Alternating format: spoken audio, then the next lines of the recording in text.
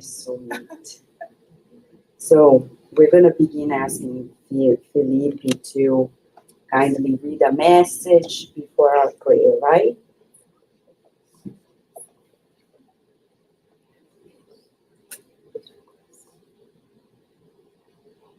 Just the radio.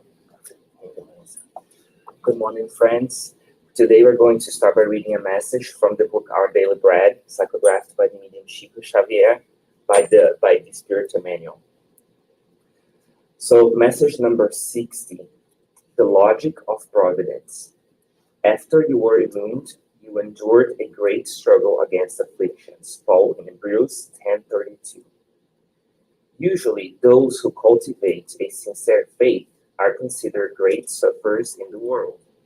In fact, there are those who affirm that they deliberately avoid from religious circles because they fear the contagion of spiritual suffering. In everyday life, the godless, the ignorant, and the frivolous exhibit themselves spectacularly through bizarre shades of outward fantasy.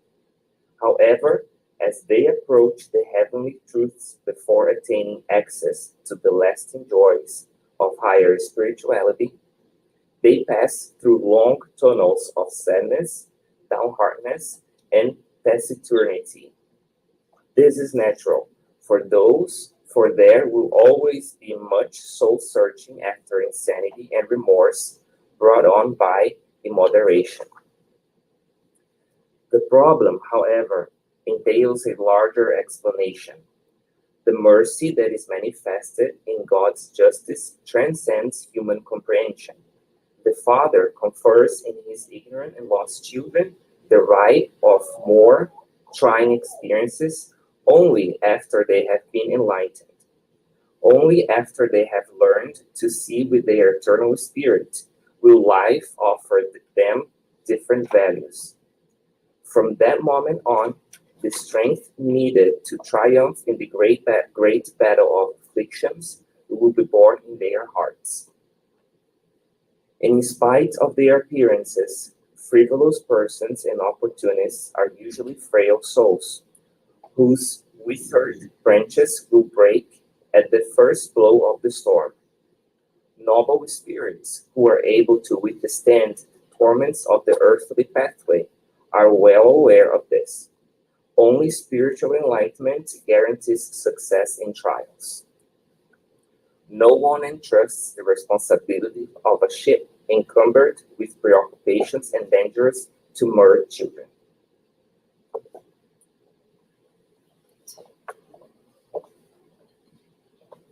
So as we heard in the message from Kardec, when we pray, we need to be on the same frequency. That's the challenge. It's a practice for us. If we are praying separate prayers, it's fruitless. The power is in the togetherness. So let's practice this togetherness as we feel the presence of God providing us with breath to live, the body to be incarnated. We thank you, God, for this day.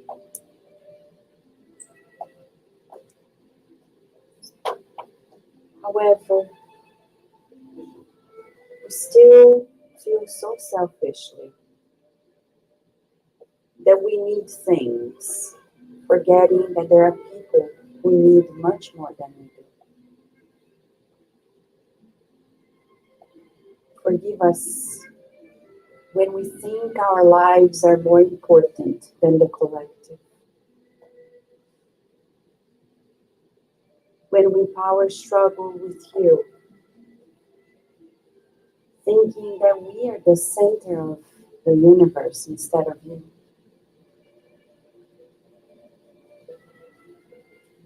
And we know that you don't mind it because you love us, but you feel for us because we keep on suffering.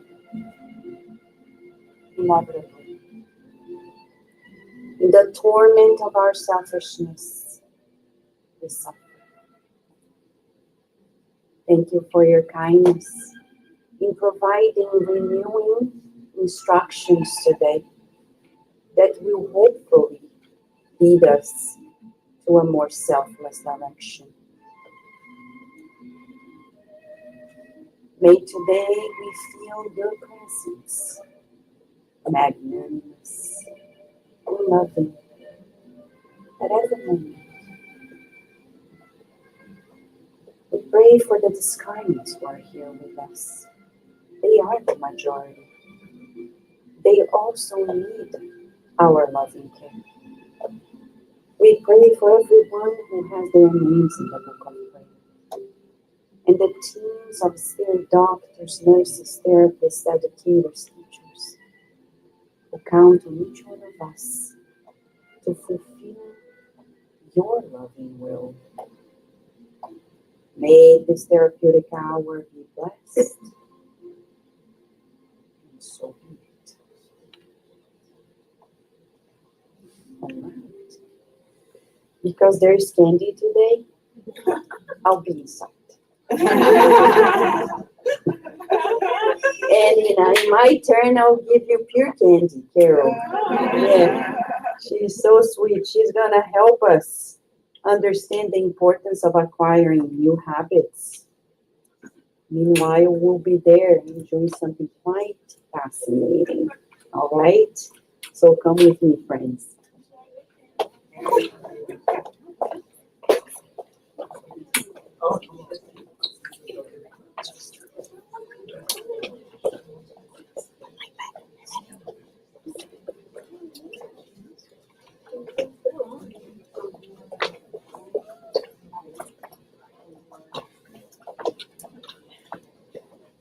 Welcome in.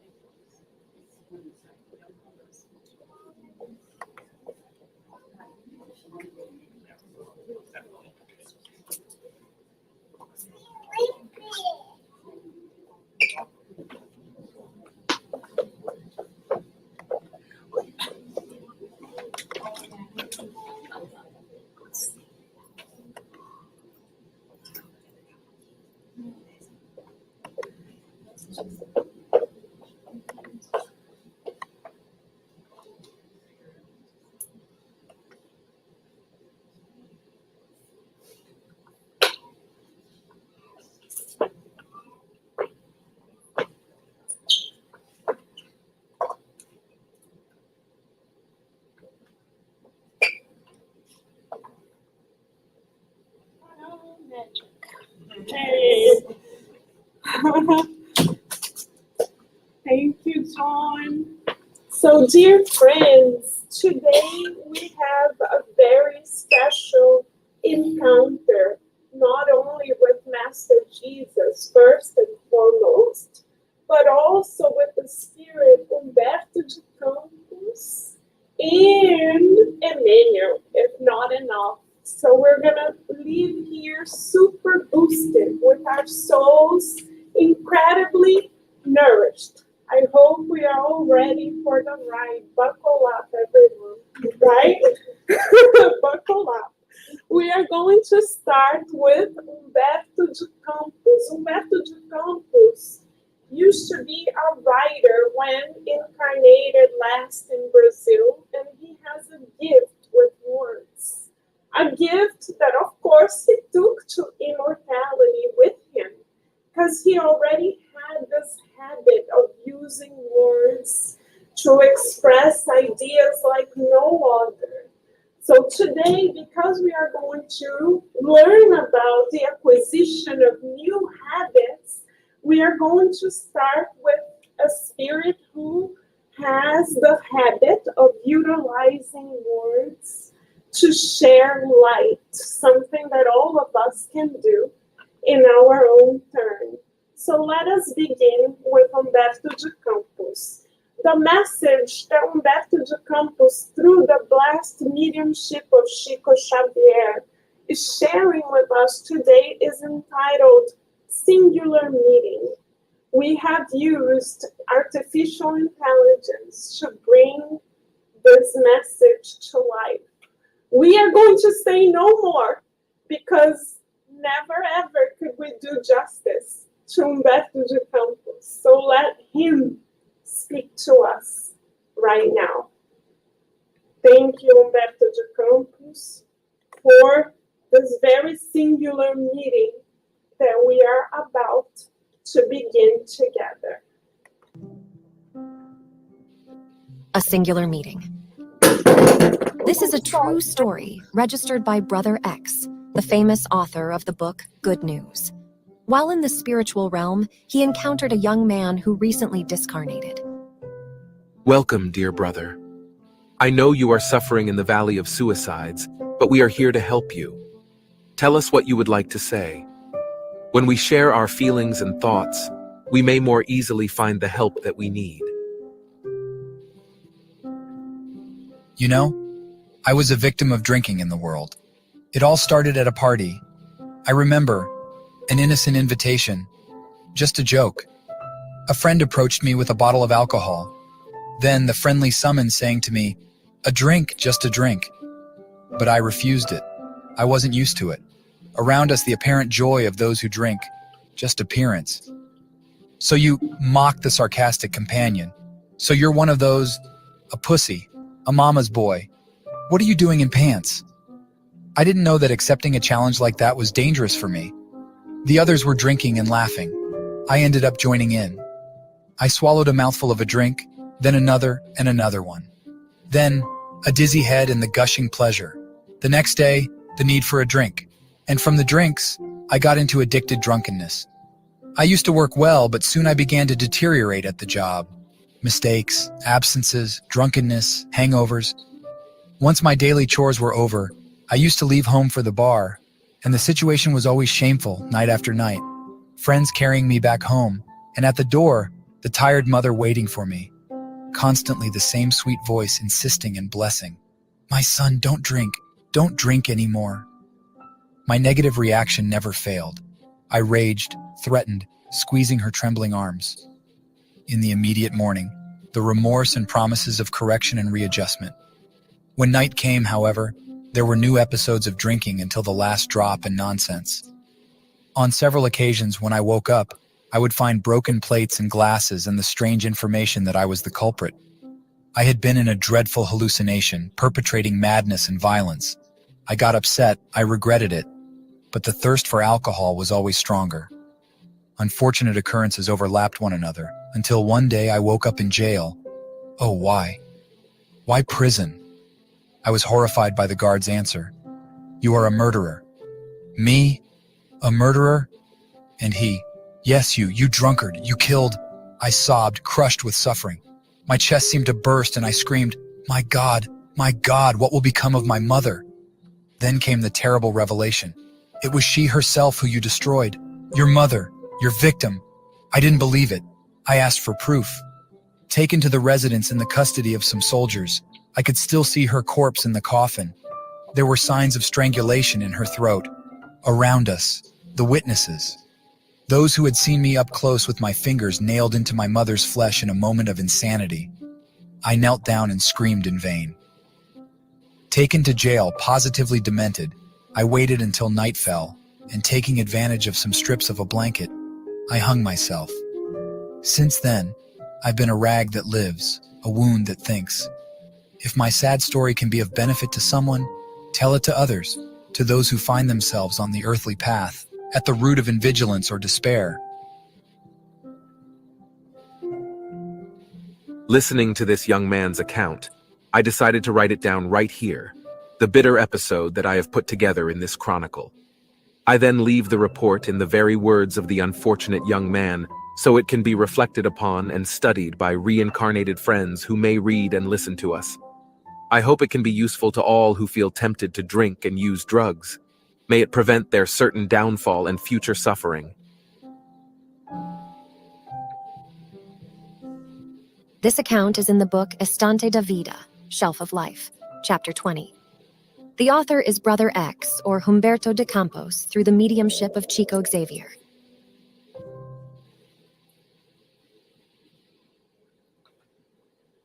So we may ask ourselves, why start the meeting this particular way? Because, dear friends, one second. Because how did this young man start his journey? Oh, thank you, Carlos. Teamwork effort, thank you. Thank you. Okay. How did this young man start his journey downwards, his downfall? It was one decision that seemed so innocent. Oh yeah, what's the big deal about toasting with friends? Everybody does it.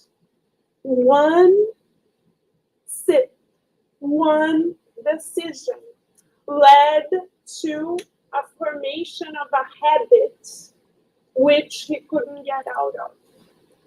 And today we are going to study about immortal education. The good spirits define immortal education as the acquisition of new habits. In order to acquire new habits, we need to make smart, wise choices. That young man, in this true account, thought that he was making a wise choice. But in fact, he wasn't. Why? What is the thermometer that could have told him and then now can tell us whether or not we are making wise choices? If we prioritize passing pleasures versus effort and repetition to acquire the new, we are not making choices for immortality yet. In order to make choices for immortality, we still need to work hard to develop our soul muscles through effort and repetition. So it was super easy for him to attend that happy hour, which unfortunately we call happy, but there's nothing happy about it. Right? It was very easy for him to quote unquote feel happy in that happy hour. But how long did the happiness last? 5 minutes. Could he sustain it? No. He needed more and more and more. And he then prioritized destroying himself. So thermometer for us, what are we prioritizing on our end of things? Are we prioritizing passing pleasures? Are we prioritizing immediate gratification? Because if we are, the likelihood that we are repeating what we already know and not acquiring new habits is high.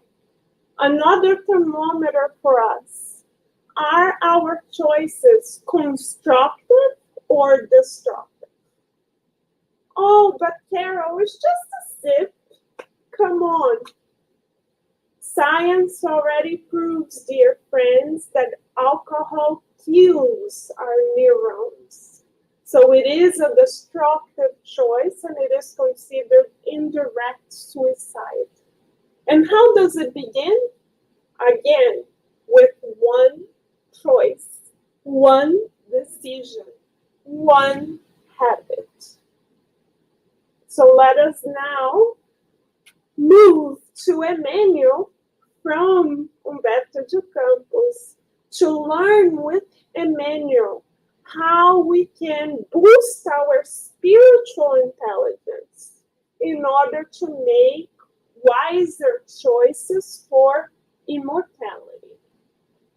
1 second, friends, bear with us as we share the screen again with you.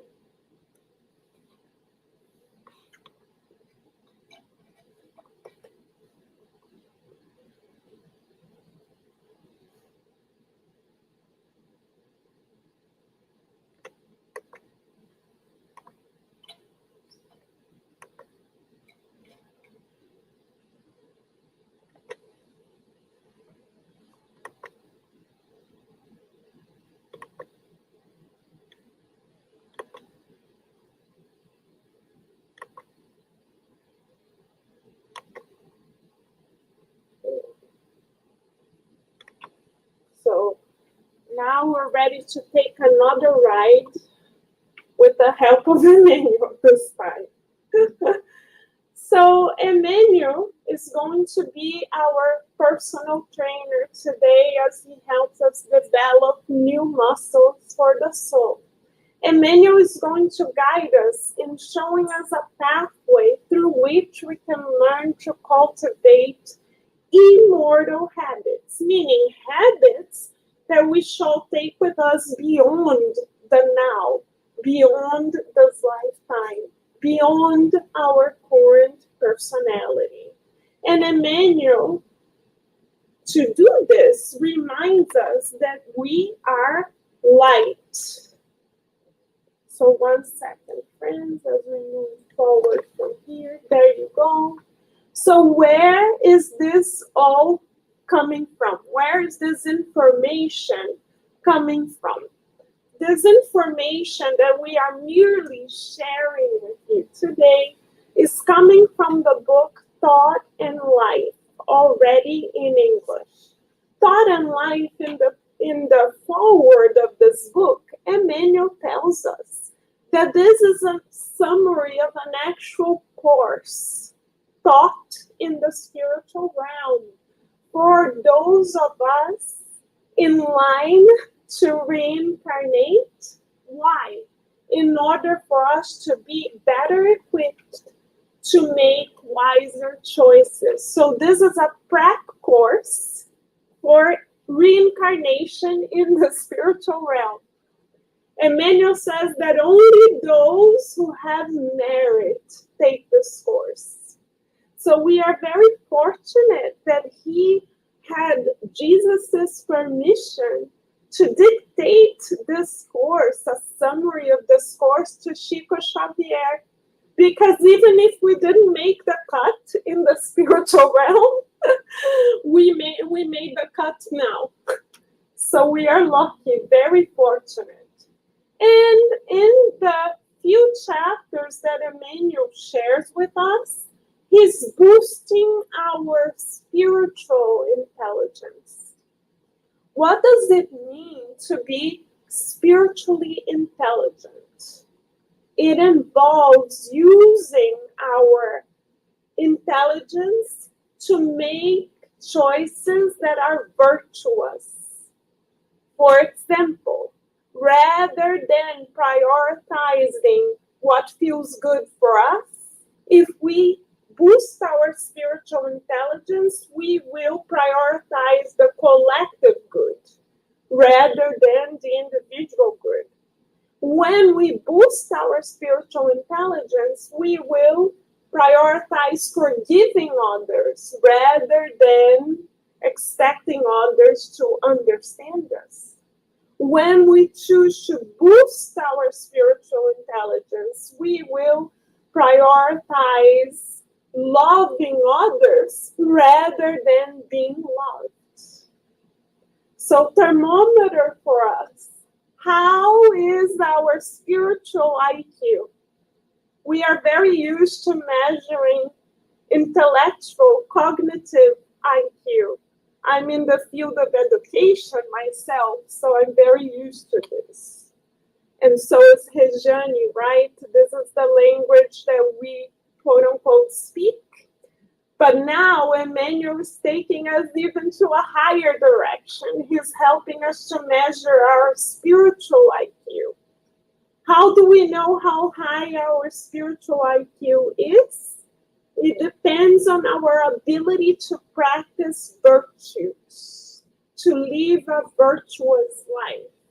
In other words, to have the habit of being patient, to have the habit of being tolerant, to have the habit of being forgiving, to have the habit of being of goodwill to others.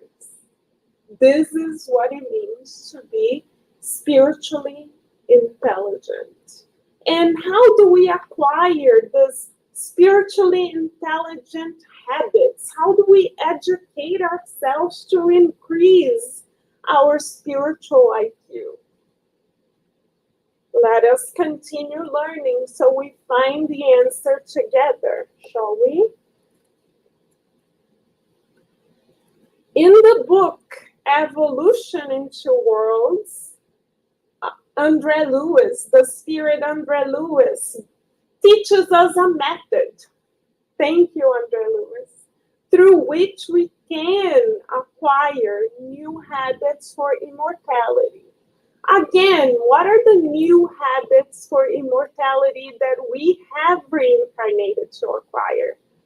The virtues that are part of the Christ consciousness: patience, kindness, compassion, forgiveness, understanding, loving one another. The golden rule, if we could summarize it, is what it means to be virtuous, to do to others what we expect to receive. So thanks to Andre Lewis, thank you.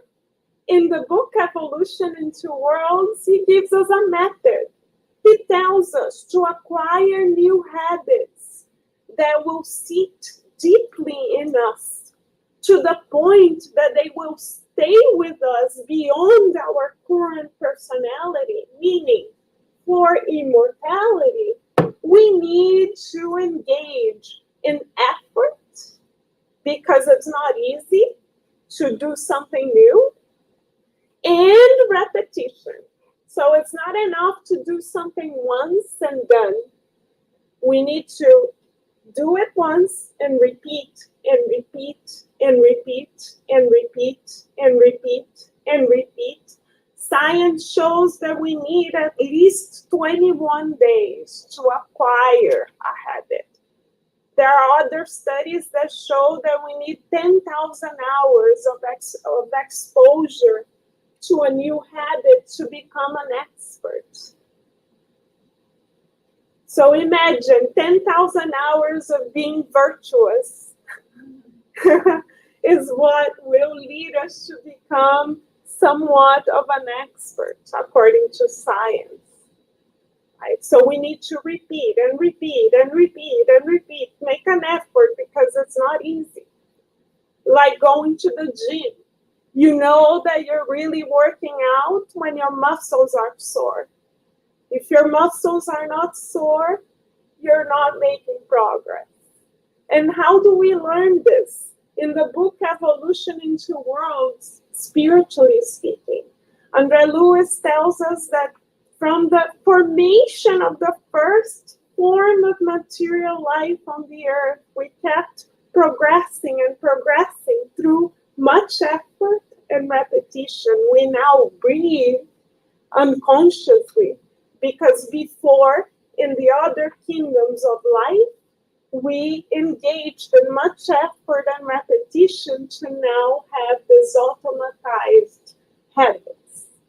Now that we are in the human kingdom, our goal is to automatize spiritual habits. We already aced at the physical habits. Now we need to automatize spiritual habits. How? Effort, repetition, effort, repetition, effort, repetition. But another therapeutic question for us now then, that we learn the methodology of how to become more spiritually intelligent with Andre Lewis, another question for us: how spiritualized is our lives? If we wake up every day, for example, and we already think of the bills that we have to pay, or we think of a new car that we had to buy, and we think of new things that we need to acquire, and we keep looking at our investments and thinking of the next vacation, because there are people that come back from a vacation and already start planning the next one, right? So if we are caught in this cycle of devoting all of our thought and energy to material acquisitions in our own to-do list, then it's going to take even more effort, even more repetition for us to switch to spiritual habits. So if our primary concern, let's ask ourselves, what is our primary concern in our day-to-day life? What keeps ringing inside of us so, quote unquote, automatically that we don't even realize it? Is it the car that we want to pay? Is it the promotion that we want to get? Is it our retirement home? Is it a beach house? Is it our next vacation? Is it sending our kids to Harvard? Good question. Let's really ask ourselves, because if our lives are solely centered in onto around material habits, then it's going to be very challenging for us to spiritualize our choices. Sting, the singer, has a song that I find quite interesting. It's a real song. He says, I'll never forget the lyrics. He tells us, thank you, Sting, wherever you are, thank you. He reminds us, he says, we are spirits living in a material world. He literally has a song whose lyrics are, we are spirits living in a material world. Thank you, Sting, because we forget. We need Sting to remind us. We are spirits living in a material world. How often, without listening to Sting, how often do we remember this? Because we get so attached to our physical appearance, to our names, to our nationality, to the language or languages that we speak, to our homes, to our clothing, to our positions at work, even to our titles in the family, that if we were to discarnate today, think about it. Let us all think about it. If we were to discarnate today, if we close the door of our homes and we were not to go back in our current state, how would we feel? If we asked ourselves, who are we now? No longer Carol, no longer a teacher, no longer Brazilian American, no longer, quote unquote, a member of the SSVA, right? Who are we then? Are we going to be asked, how is our bank account? No. Are we going to be asked, where did we retire? No. Are we going to be asked what model car we had? No. What are we going to be asked? By our own conscience, by the way. How patient were you? How kind were you? How understanding were you? And how do we measure where we are? Because sometimes people say, oh yeah, we got this down. We got it. We feel like we are very kind and patient and understanding. Fantastic. But how do we actually know? Besides our own judgment, right? How do we know? We know by means of our relationships, other people who mirror back to us who we really are. So if people turn to us and say, oh, you're very kind, repeatedly, people who don't know each other tell us that, then we're making some progress. But if in our relationships we say to ourselves, oh, this person pushes my buttons, this person also pushes my buttons, and this person, and this person, and this person, and we make a list longer than Santa Claus's regarding the people who push our buttons, then oops, we are not progressing as we promised ourselves that we would. The problem is not God, because as Vanessa said in her prayer earlier, God loves us no matter what. So the problem is not God. Is the problem Master Jesus? No, because he also loves us unconditionally. Where does the problem lie, beloved friends? The problem lies in us. Who is going to ask us what we did with our relationships? We will. How? The voice of our conscience. Right now we have Netflix, we have video games, we have Spotify, we have Twitter, we have all kinds of stuff to distract us. So we can even isolate ourselves in our bubble and push aside those people who push our buttons. We can say, oh, I'll see them in 3 months from now, because then I will be recovered. Right? So right now we have many buffers available to us. But when we discarnate, there will not be Twitter, Facebook, etc., WhatsApp, cardiac radio, nothing, no distractions. And we are very likely going to find out that the very people in our Santa Claus list who pushed our buttons were there to educate us, to see if we were strong enough to acquire new habits. So we may ask ourselves, why is it that we encounter annoying people wherever we go? Why? They find us like bees to honey. No matter where we go, those annoying people are always there. Guess what? This is God's way of saying, I know you are patient. So yeah, show it, please. Kindly show it. So we forget to show it once, right? So then God sends another person. Can you please show it this time? Then we forget because we say, no, this person pushes our buttons. So then God is so loving that God says, okay, one more time, Carol. You can do this. Just like a loving parent. You can do this. I'll hold your hand.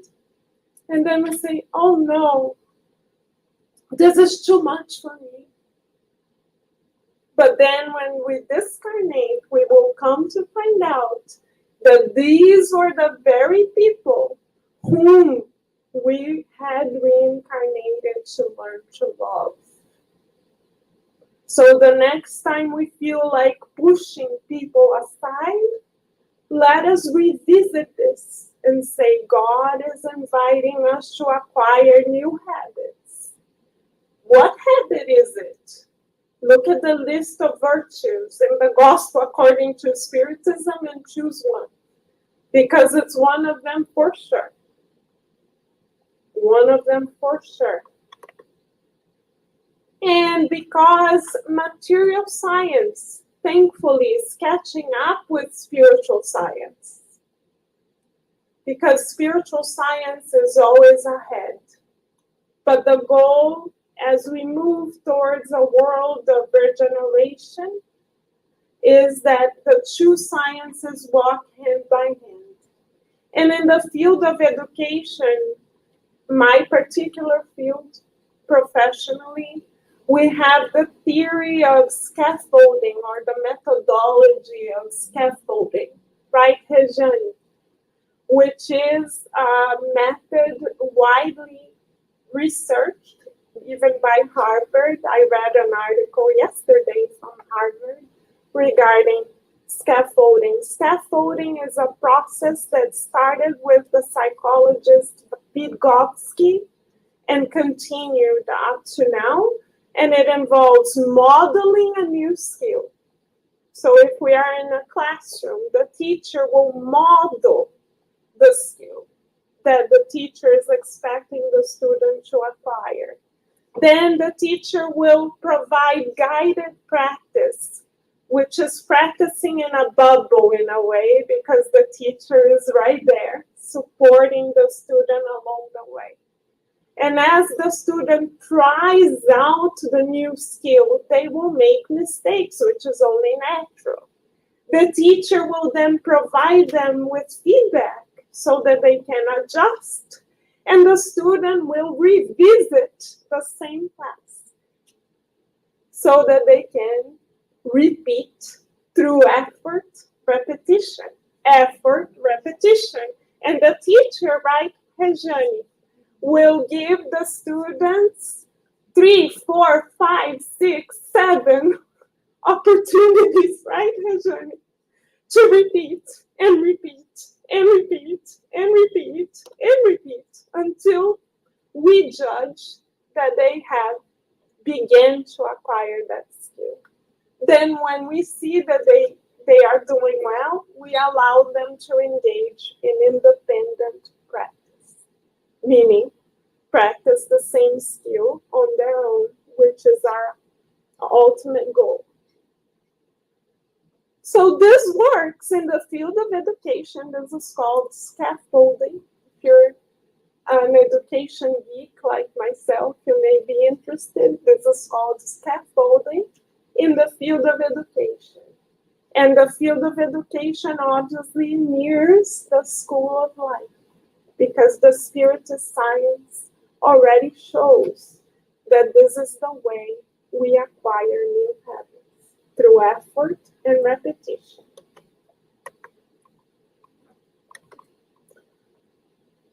Now let us bring just a couple of highlights from Emmanuel's book, Thought and Life. These highlights are taken from chapter 5 of the book, Thought and Life, entitled Education. Emmanuel brings something quite striking to our attention, something that might surprise us. Emmanuel says, education that refines the intellect and improves humankind's inner world in knowledge and goodness, wisdom and virtue, is not achieved by instruction from the outside. Oops. And we say oops because we are trained to look for exterior stimulation.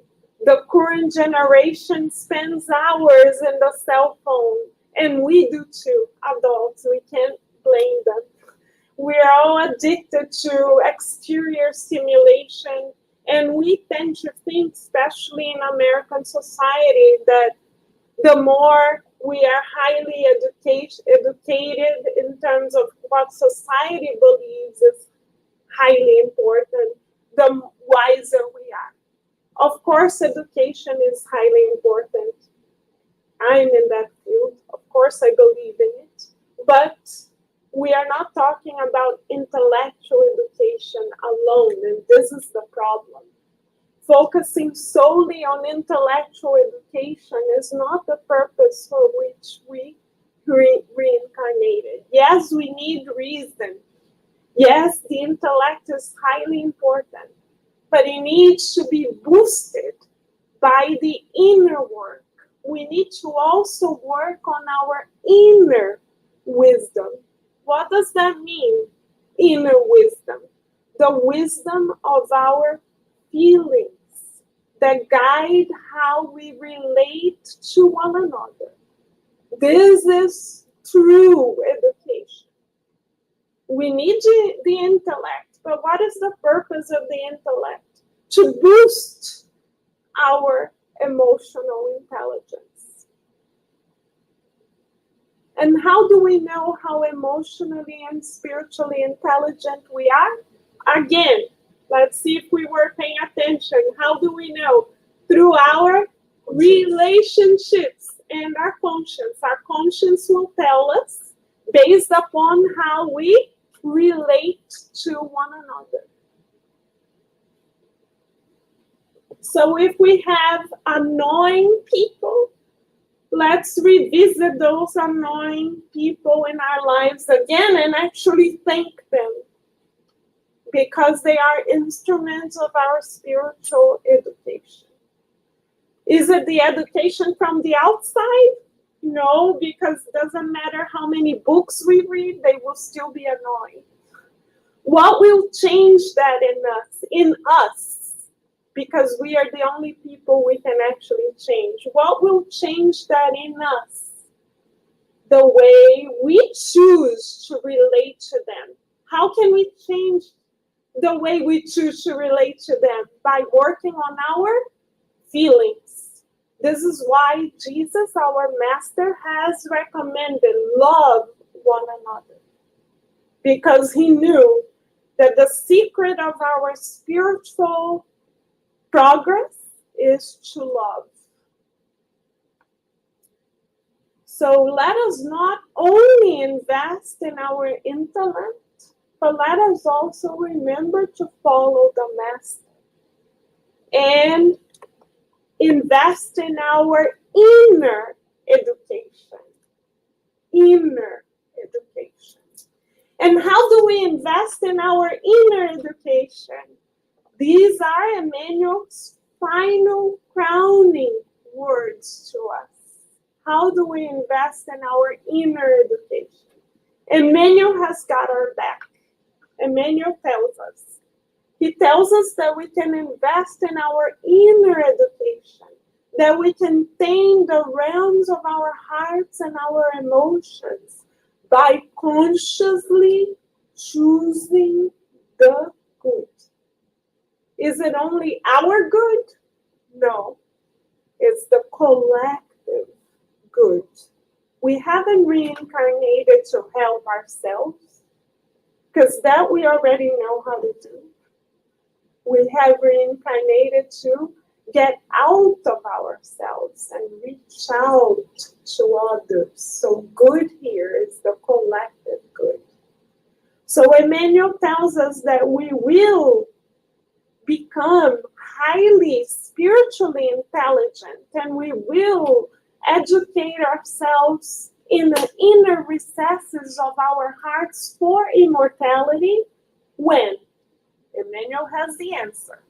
When the will dedicates itself, the will meaning our willpower, our ability to choose, to make choices, when the will dedicates itself freely and spontaneously to goodness, it can liberate and refine the heart, transforming the mind into a precious powerhouse of sublime energy, projecting reflexes of beauty and sublimation.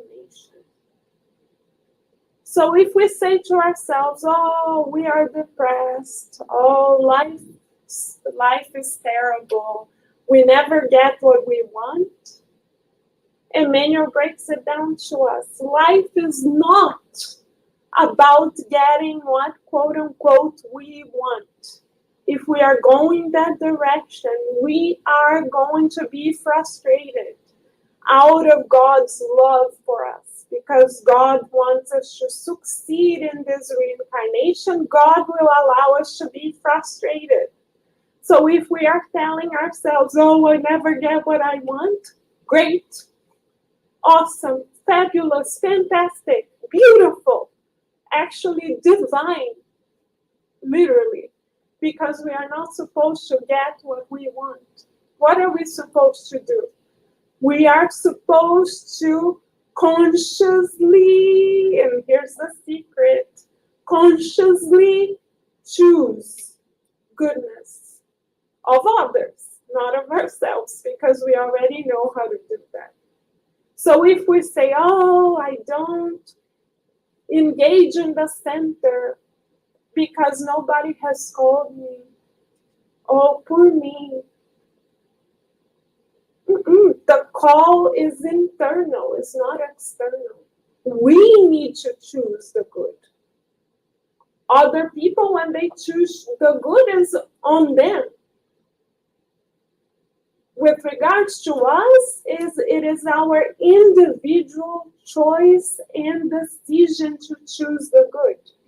So if we are waiting for the heavens to open up and Jesus to materialize on the earth for us to actually start doing the good, we will not do the good and we will lose this reincarnation.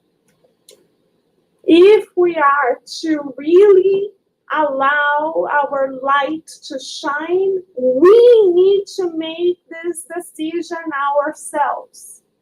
So are we waiting? Are we placing that decision in someone else's hands?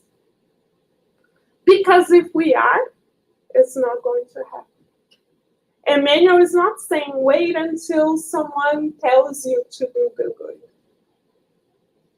Nowhere in the literature is this written. Wait for someone to call you. Stay seated. Don't go anywhere. Emmanuel doesn't say that. Emmanuel doesn't say get your number and get in line until you are called. No. Emmanuel says it's on you. You need to make that conscious decision.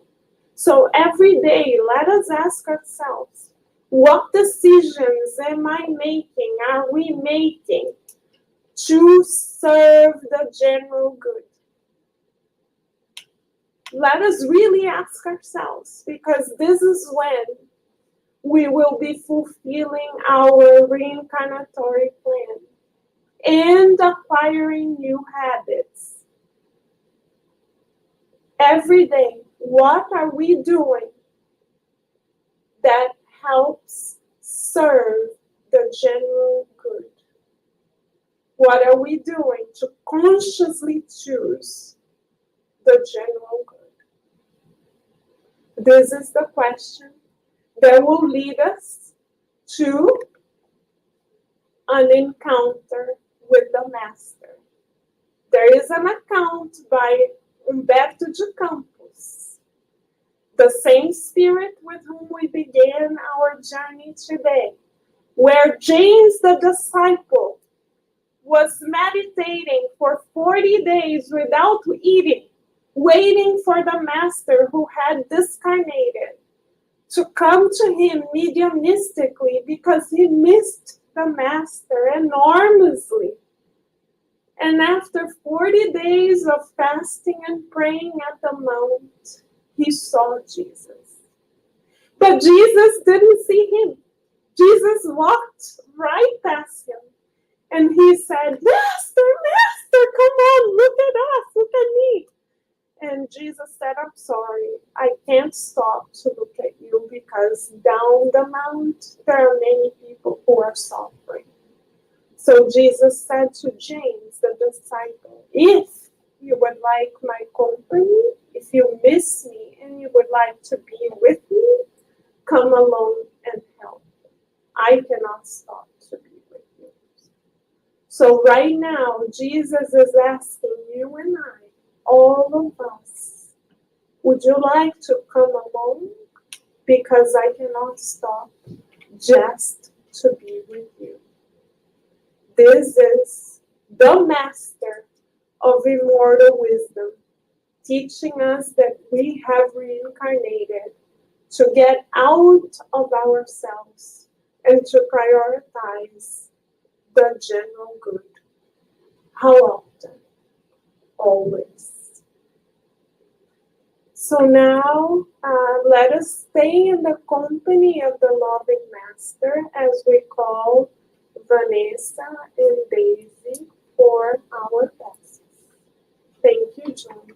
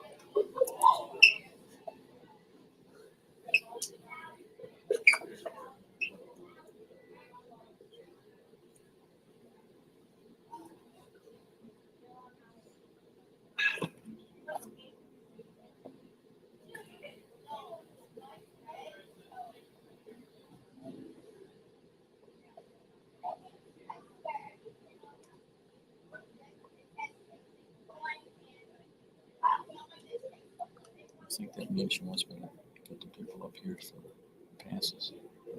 Hmm? Yeah, okay.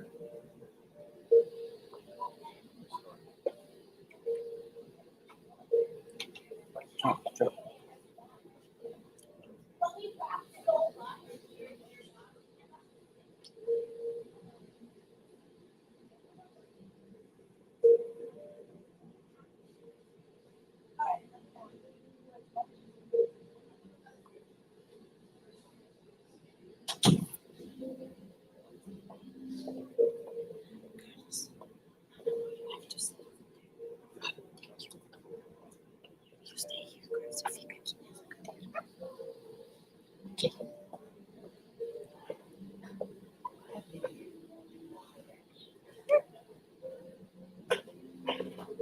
All right. While there is much joy happening there, it's colorful, joyful, sweet, right? Let us feel on this side the presence of the loving and kind spirits. They have prepared this moment for us. They know the remedies that we need for the mind and the bodies. Let us feel their presence. Let us feel their envelopment in new healing, helping them so they can help all of us.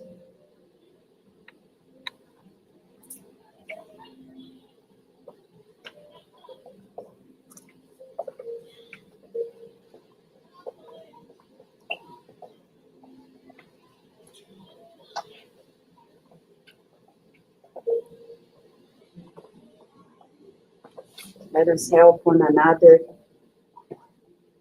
Hey, John, one more. One more. Thank you. So let us begin by visualizing the doctor of all doctors, Master Jesus, with us, in front of us, with his compassionate smile, loving embrace. We want to thank Jesus for his patience over these millennia. Kindly he emanates pure love that envelops us in new strength.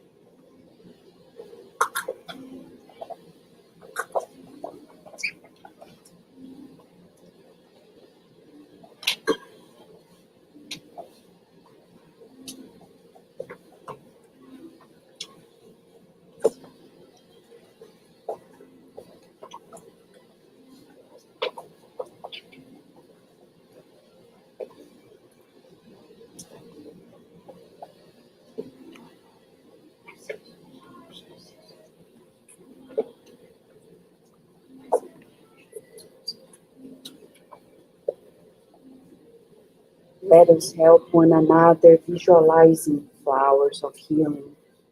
As the loving spirits are now distributing flowers of healing to each one of us, let's receive them, smelling the perfume of healing, balancing minds and bodies. And the colors of the flowers envelop us in new light of hope, of love and joy.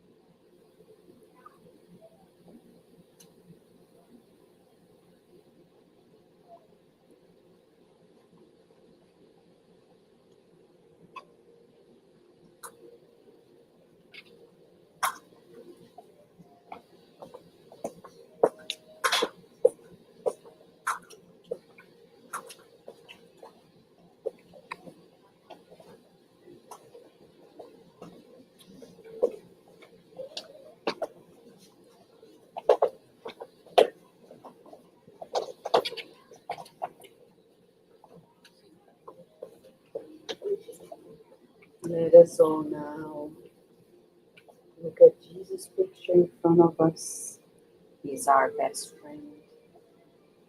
He loves us dearly. He counts on us to boost the progress of the earth. Let us feel his loving smile and his healing grace, allowing him to bathe us in the waters of his love.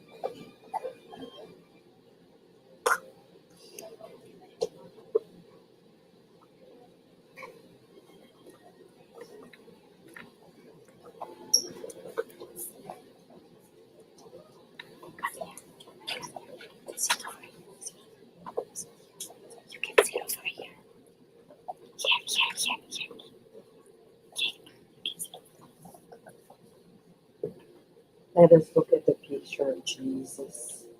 He's our best friend. He knows exactly who we are, what we need. He loves us dearly. He's the governor of our planet, and he's now showering each one of us with new strength, new health, and deep healing. Let us feel his joy of living, enveloping us in pure light.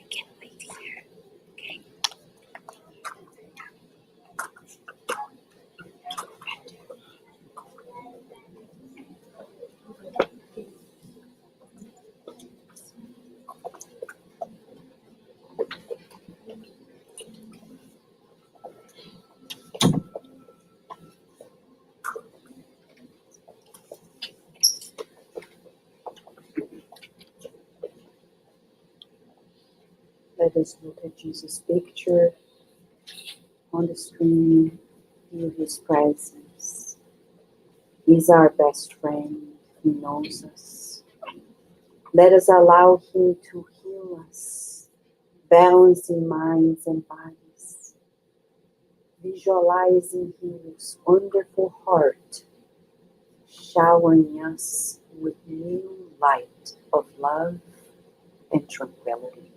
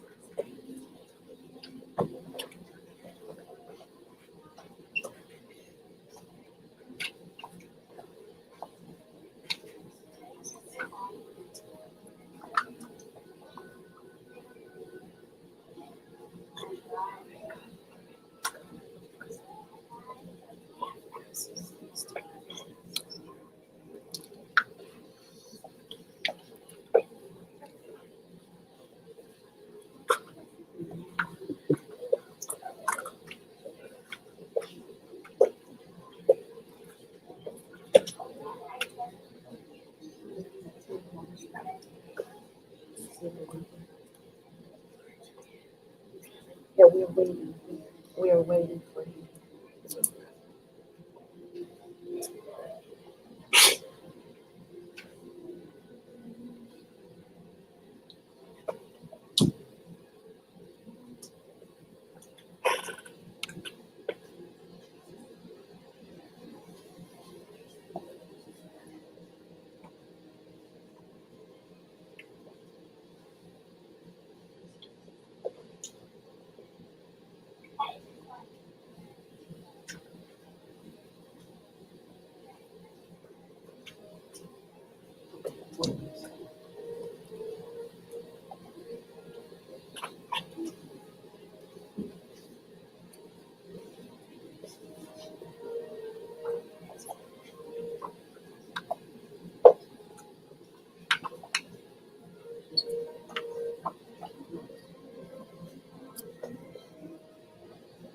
Let us help one another by visualizing the healing hands of Master Jesus applying onto us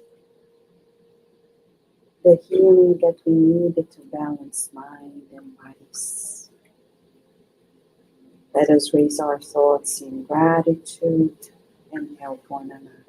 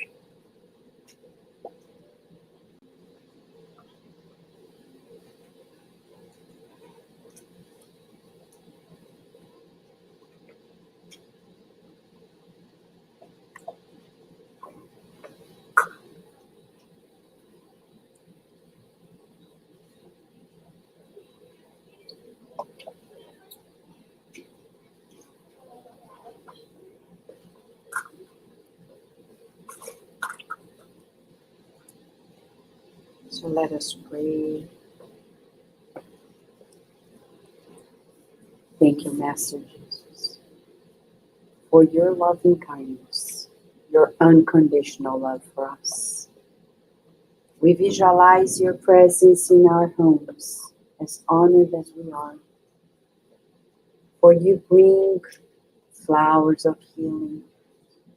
May their perfume last this next week as we prepare ourselves to be in synchronicity with your plans. The divine designs for the planet Earth, count on us. In our efforts of sincerity, honesty, in our efforts of true compassion, understanding, fraternity, and forgiveness. As you envelop all of us in your care, we pray for those who are connected to each one of us in two realms and may be in greater need than us. May they receive this banquet of light, strengthening them and guiding them to you. With much gratitude, we close this meeting. And so be it.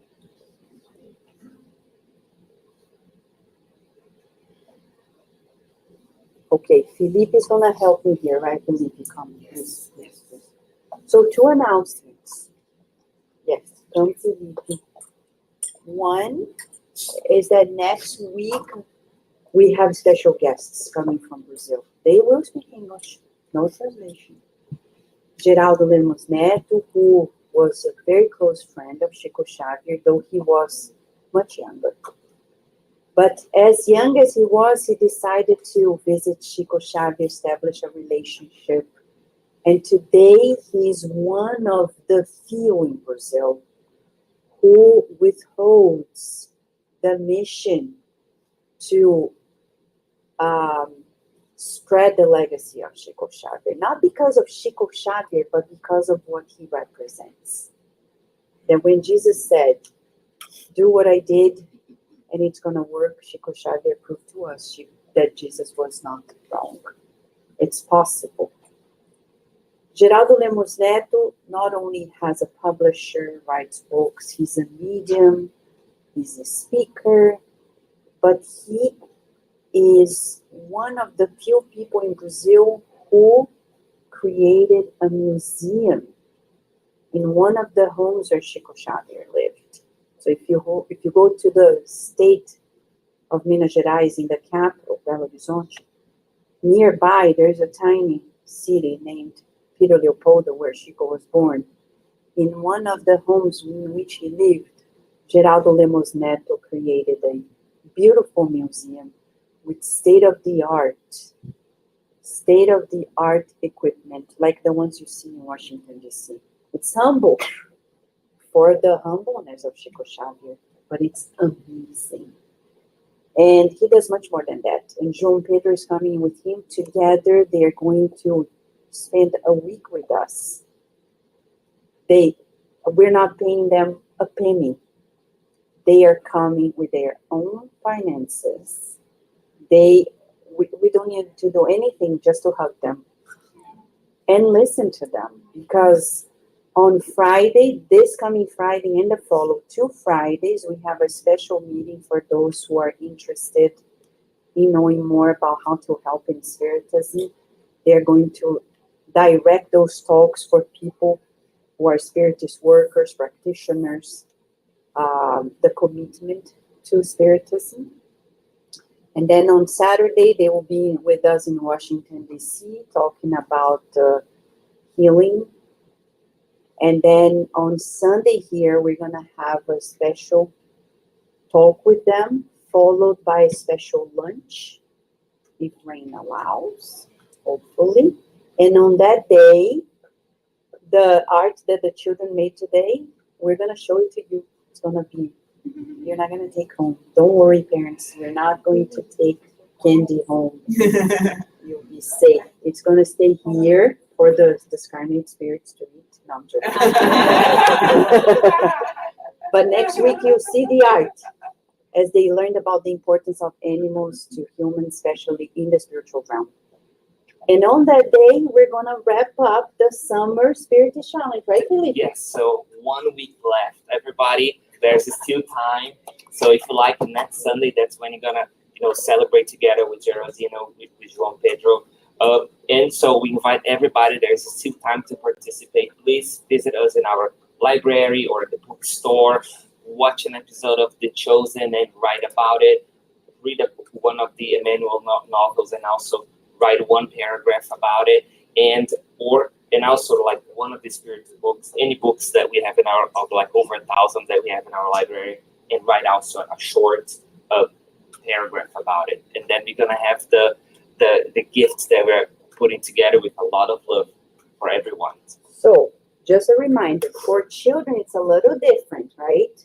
For children, it's about a drawing of one of the resource stories, right, Felipe? A poem or a song or a paragraph about any of the Spiritist books could even be the same. And recommend a book to a friend.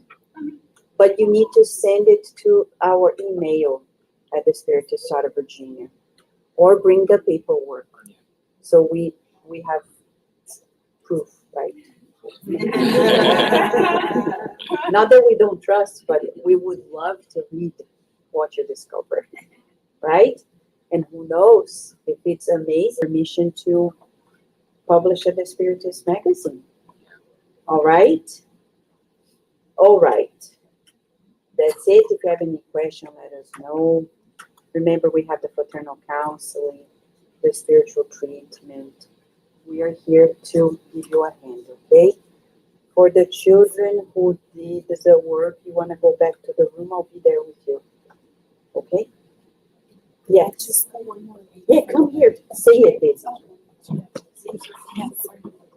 We also have one more week for our back to school.